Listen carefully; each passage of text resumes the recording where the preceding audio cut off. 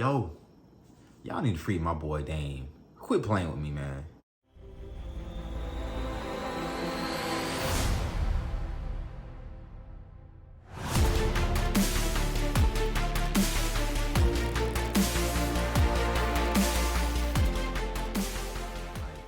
Listen, I like Dame a lot, bro.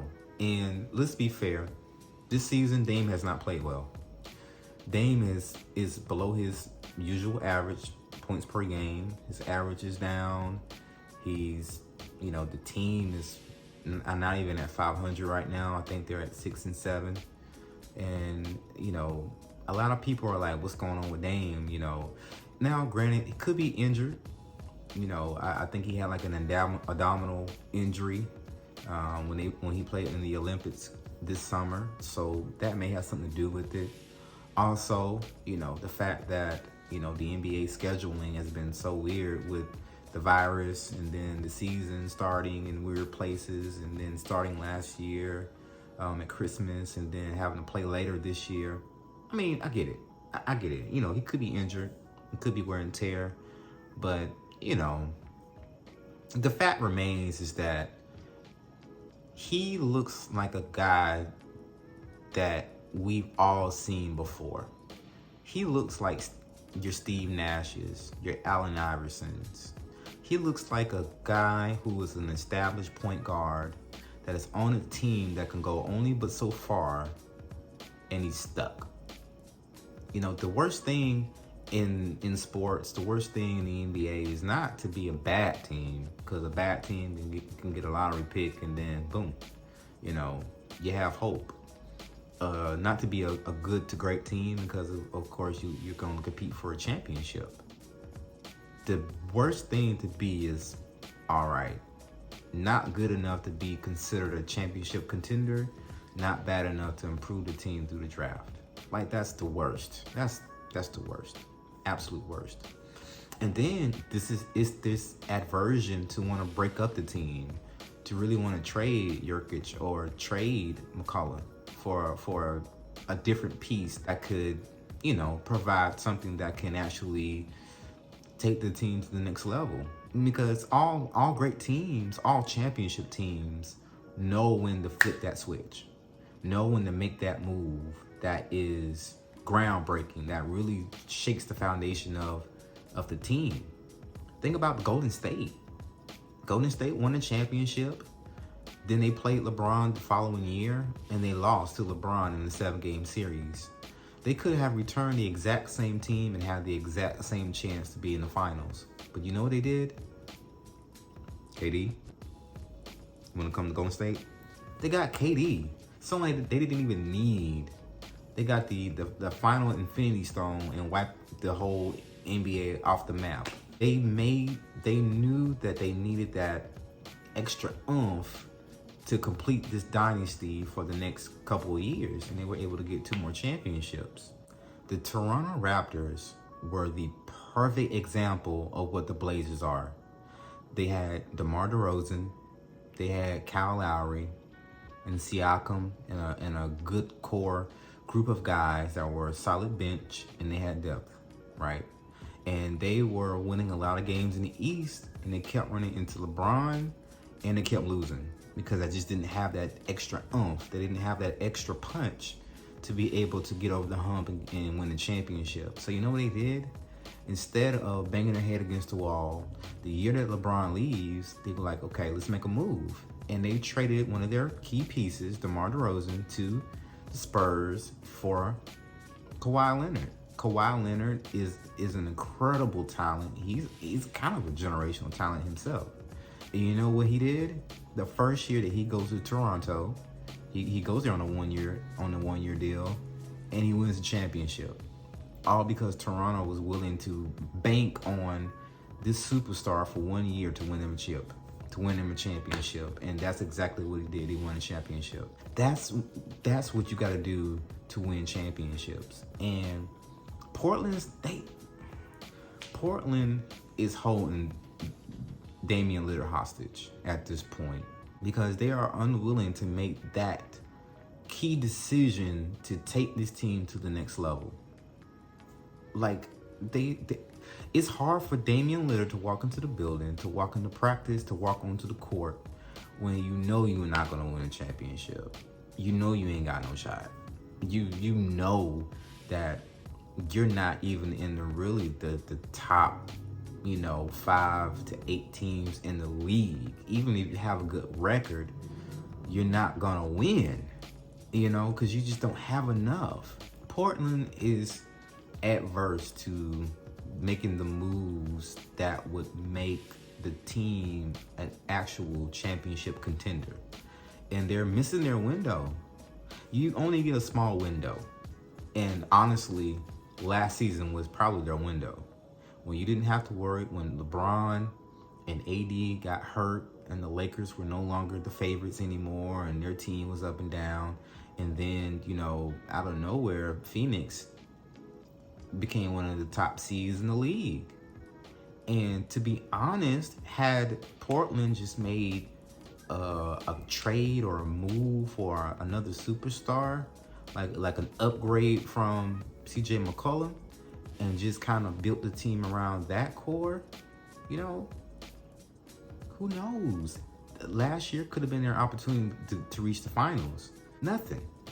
Absolutely nothing. And Dame is really the lone, superstar. He's a lone guy that when you say Portland, you immediately think,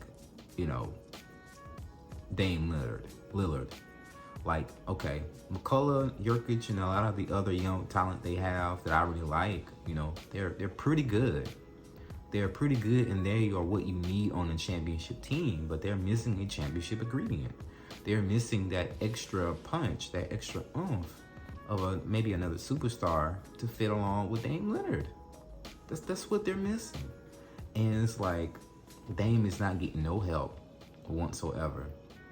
Then enter Chauncey Billups, first-year head coach. So now Chauncey's kind of got to find his voice as a coach. He's got to find his niche, what he does best. He has to implement an offensive and defensive scheme to the players that are already on the team. It's almost kind of like starting over in a way.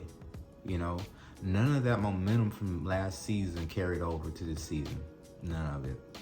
Dame ain't even playing like he did last year.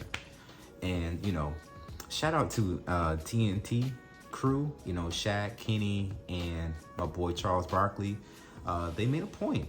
They made a very good point. They talked about how it is when you're a lone superstar on a losing team or a team that's not really going anywhere, and how you just really, you lose the heart to really play. You lose that desire to really go out there and give it your all, because you know that you're going to give your all to a team that's not winning a championship. It's like they got him held hostage. Set him free. Let him get with a superstar. Let him get, Dame could have linked up with Luka in Dallas. And then now, Dame and Luka, are you kidding me? You mean to tell me that Dallas wouldn't be sort of kind of a favorite? You don't mean to tell me that Dallas would kind of leapfrog, of course, maybe even the Lakers at that point, but they might be a top 3-4 team, if not top 2 in the league if they made that trade. Now Dame can compete for a championship. He doesn't have to be the primary focus of everybody's defensive game plan. Things like this. Even if he got traded to the East, if instead of Kyle Lowry coming to Miami, they got Dame. You mean to tell me they wouldn't be a championship favorite in the East, where you only have to go through Milwaukee, Philly, the Nets, or Philly? I know in the offseason they've talked a lot about a trade to Philly, and I honestly think that would be a pretty cool trade for Dame. It would give both Dame and Ben Simmons a fresh start.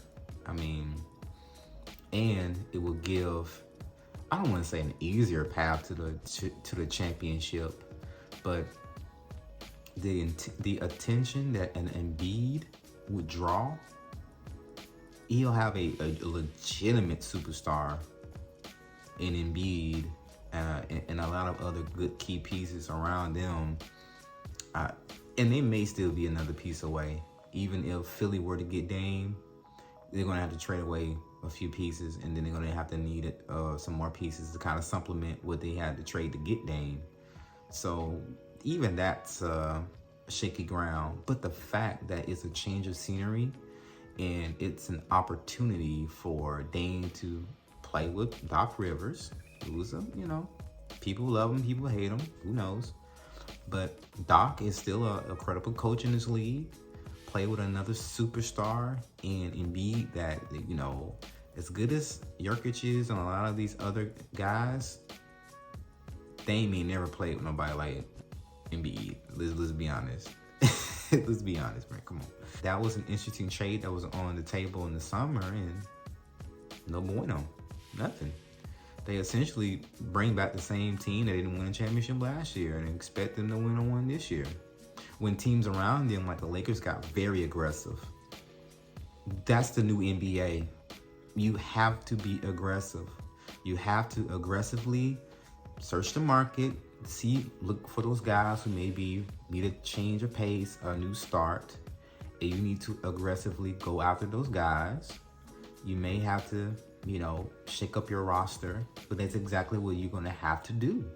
As I mentioned before, Toronto had a very good team. The team was the number 1 seed as constructed with DeMar DeRozan and Kyle Lowry.